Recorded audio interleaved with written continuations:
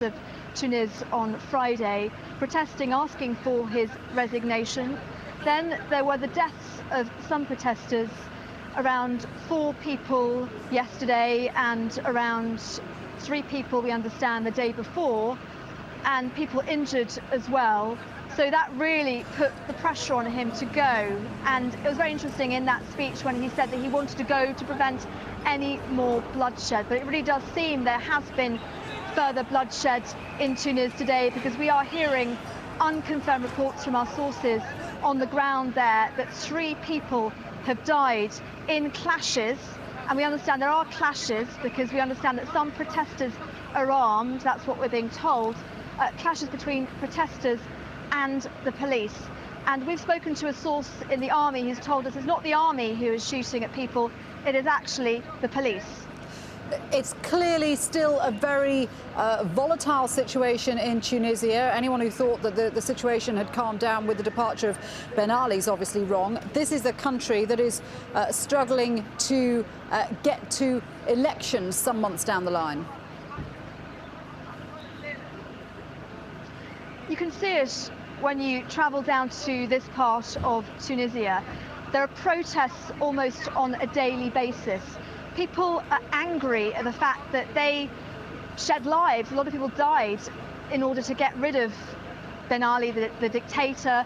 The people called this the Jasmine Revolution, but many weeks on, nothing really has changed for ordinary people. That's how they view it. The same people who were in power then are in power now. Many opposition figures are not in the coalition government. And the election, which people are saying is 6 months away, is just too far from people's minds right now. They have daily problems, like where they're going to find a job, where they're going to find enough money to feed their families. And that's what you find all along this country when you speak to ordinary people. And the focus in Tunis has been very much on these protests, trying to get rid of the Prime Minister Mohamed Ghannouchi, but the people's problems don't end there. He has resigned, he's gone, but where does he leave the country? It's difficult to say right now. Yeah, I suppose the next question is, who's going to take over from Ghannouchi? Who would the protesters want to see? Who's waiting in the wings?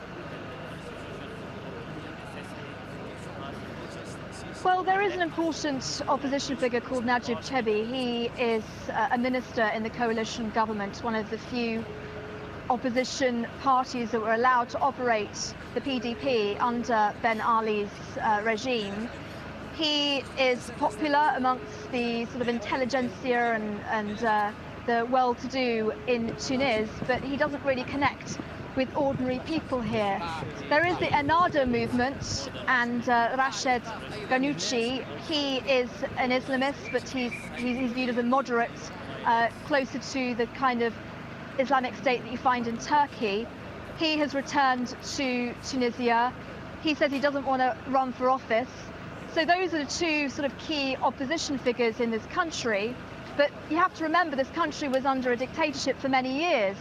And many of the key figures weren't here, weren't allowed to operate under Ben Ali. And many young people just want change, but it's difficult to know what kind of change they want. OK, Nazanin, thank you very much indeed for that. Nazanin Mashiri at AlJazeera there. Now, in Libya, latest reports from the west of the country say anti-government forces are preparing for a counter-offensive by troops loyal to Muammar Gaddafi in the city of AlJazeera. It's just 50 kilometres west of the capital, Tripoli. According to witnesses, it's now surrounded by pro-Gaddafi forces.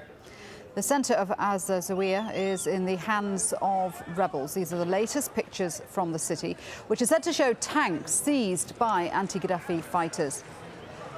They've also mounted heavy machine guns on the back of pickup trucks. We've also seen pictures of celebrations in the town, including people chanting in the city centre and on top of the roofs of buildings.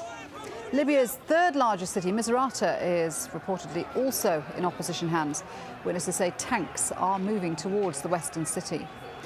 On the diplomatic front, the UN Security Council has unanimously backed sanctions on Gaddafi and his inner circle, along with an arms embargo. Bernard Smith has the latest. Just 50 kilometres west of Tripoli, the smiling and apparently relieved faces of the residents of the latest town to fall in the rebellion against Muammar Gaddafi. But freedom for AlJazeera came at a heavy price. 24 people have been killed in fighting with government loyalists over the past 3 days. That's according to a doctor in the town. Gaddafi's crackdown has been the bloodiest and most ruthless in the wave of uprisings sweeping the region. But it doesn't seem to have stemmed the tide against his 42-year rule. And in Benghazi, signs of a return to normal. The city's banks have reopened in this eastern city, which has now been free of Gaddafi's rule for almost 5 days. The banks have been closed for 8 days, but thanks to our brave young men, they've managed to reopen in an orderly fashion. And praise be to God, everything is moving along smoothly. And while Benghazi's residents stock up at the supermarket, the power vacuum that was left in this city is being filled. The series of committees that are governing towns and cities in the east have appointed a leader. Mustafa Abdel-Jalil was Libya's former justice minister. What is happening in Libya is a popular revolution led by the youth, supported by the people against oppression and against a dictator who has led Libya with a singular point of view and with a vengeful attitude and bloodthirsty soul. Now we announce to the world that we intend to build a democratic nation with institutions that respect international obligations and treaties. The mainstay of Libya's economy, oil production, appears to be grinding to a halt. This refinery is pumping 11,000 barrels a day, almost a tenth of normal capacity, according to the manager. The site's expatriate workers have fled as Libya's uprising unfolds. Bernard Smith, Al Jazeera. Meanwhile, Libya's former justice minister has formed a national council based in Benghazi as the official face of the revolution. The body wants the international community to impose a no-fly zone over Libya, but it doesn't want military intervention. We've come up with a new constitution and strategy for the implementation of democratic elections in Libya under the supervision of international organizations. Well, Al Jazeera's Hoda Abdul Hamid is in Benghazi for us. Hoda, I know you've been speaking to members of this national council. Tell us what it's all about.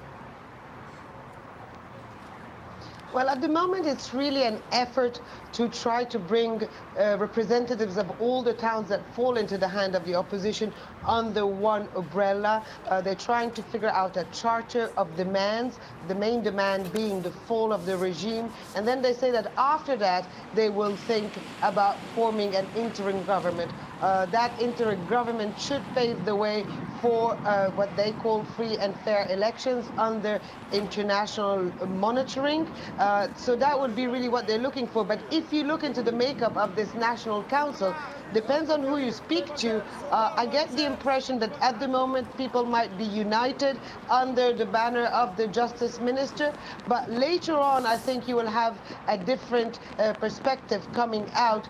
Some people told me at the moment we do need him. He knows what's going on in Tripoli. He has contacts. He can really decipher for us what's going on. But if the regime falls and if they talk about an interim government, then you will see a lot of people telling you, well, we can't have him in place because he did work with the Gaddafi regime and they would want a clean slate of new people. And I think what you're going to see also in the very near future is that you're going to see tribal rivalry emerging, with each tribe trying to get as much power as it can now to pave the way for that interim government if it ever happens. Yeah, there's clearly a lot of movement and jostling for position on the ground. What about resistance efforts? Is your impression that rebels are going to try and take the fight to Tripoli?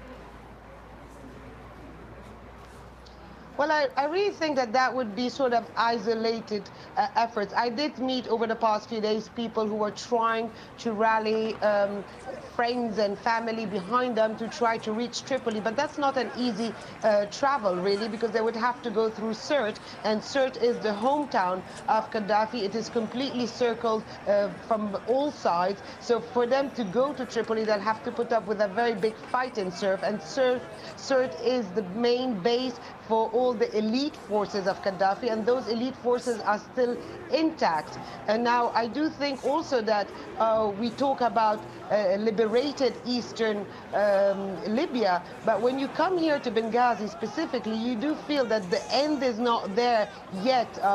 People here tell you, if you're a foreigner, do not leave town, don't go on the outskirts. I was told by a source that there were sleeper cells around town, that they had discovered some over the past few days. So there is certainly maybe a euphoria that liberation is near, but I think when you talk a bit more deep with people, they will admit that it's not over yet here. Yeah, and certainly that is borne out by what we're hearing in other areas like Misrata and Zawiya, where we're hearing that pro-Gaddafi forces are now encircling those areas, presumably to try and take them back. Well, the people get the same feeling here, that a counter-offensive is very much on the table. They do say over and over again that the Libyan leader is an unpredictable man, that he's certainly not going to go as easy as Ben Ali did or as Hosni Mubarak did.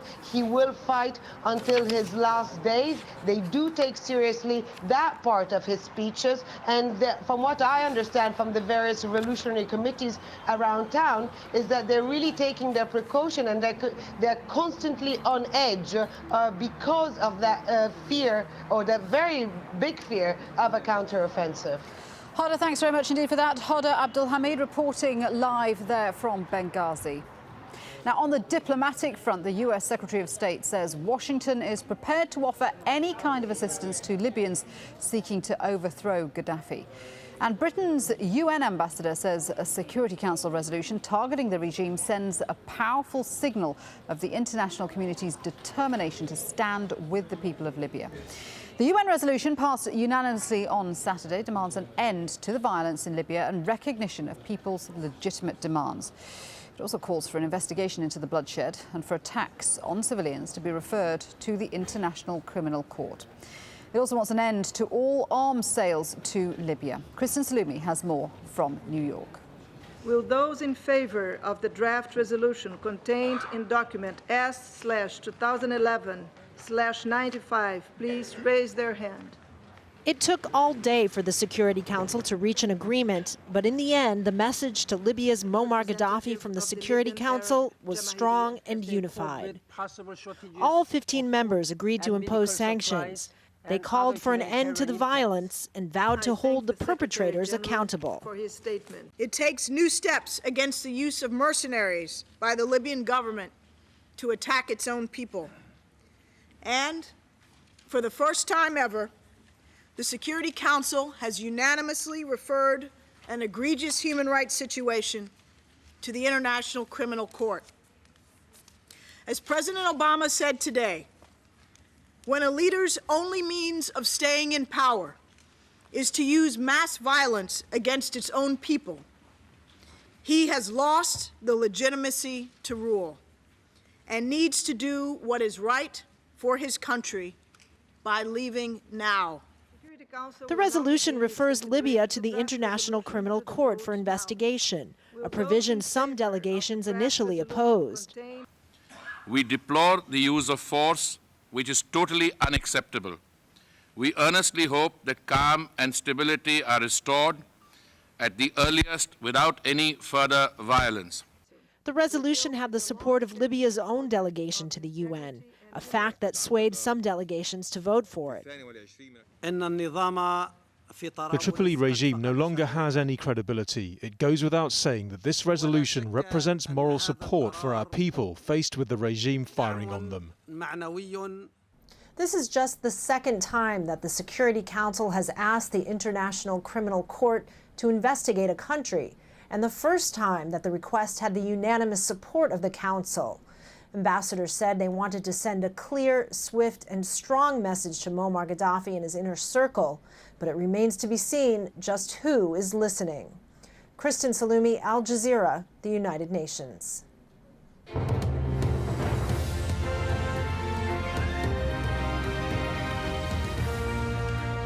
You're watching Al Jazeera. Let's remind you of the top stories now. Tunisian Prime Minister Mohamed Ghannouchi has announced his resignation. It comes after renewed street violence in the capital Tunis as protesters demanded that he quit.